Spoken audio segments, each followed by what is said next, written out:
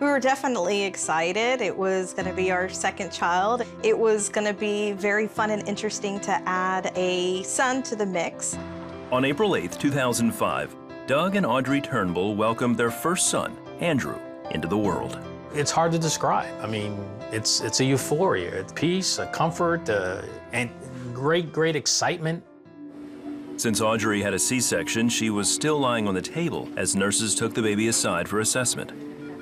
After a few minutes, she realized she hadn't heard him cry. It took a while for the cry to come, but then when he did make his first cry, it was actually a muffled cry. I even said, "Wow, his cry sounds really funny." Meanwhile, nurses noted that the newborn's skin wasn't turning pink, a sign he was having trouble getting enough oxygen. They put him in an incubator, hoping it would help. They actually wheeled him in the incubator to me.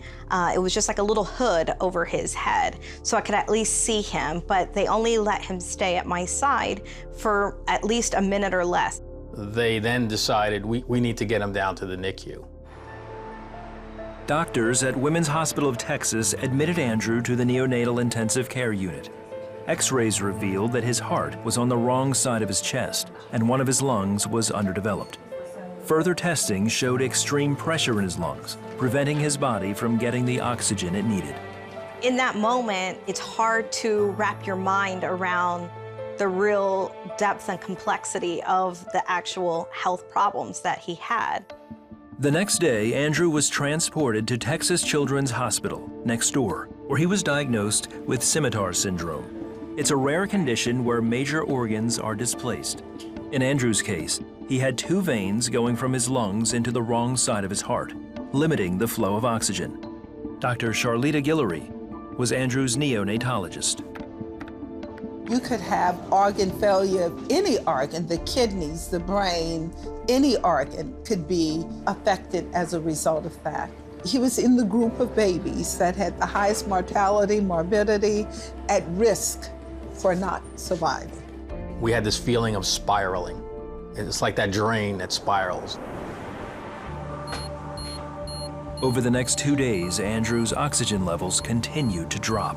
At that particular time, we were doing the maximal therapy we could give to Andrew. And we knew in order to do more, we needed to do a cardiac cath or an MRI. But Andrew was so sick, we knew we couldn't move him to do the tests that we needed to do. One of the surgeons at one point said, we don't have a game plan, so to take him to an operating room without knowing how he's wired, we may lose him on the table because we just don't know what we're dealing with. Audrey tried to make sense of what was happening. What could I have done differently? How could I have caused this? Is it something in our environment that caused it? And your mind starts to race on the what-if scenarios. It's scary. The unknown is very scary. Doug and Audrey held on by faith and asked friends and relatives to pray.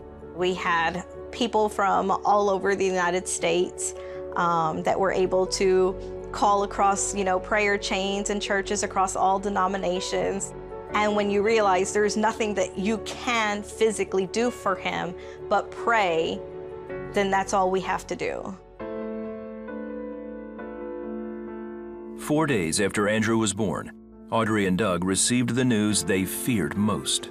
The doctor came out with tears streaming down her face and said, he's just not going to make it through the day. So she said, call whoever you want, family, but he probably will not make it through the day. So that's when it hit you as a dad. All I could do was internally just pray for my own strength, pray for wisdom, and pray for guidance. Then, during the night, Andrew's oxygen levels began to stabilize. He began to gradually improve without us changing anything, and certainly without surgery. He began to improve. The improvement was so drastic, doctors were able to wean him off of medications and machines.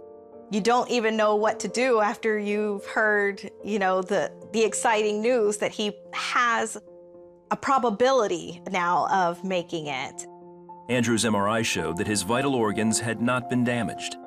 After 6 weeks in the hospital, he went home. Today, Andrew is a healthy, active 11-year-old. While his doctors still keep an eye on him, he's had no residual problems. I would consider Andrew's recovery an awesome blessing.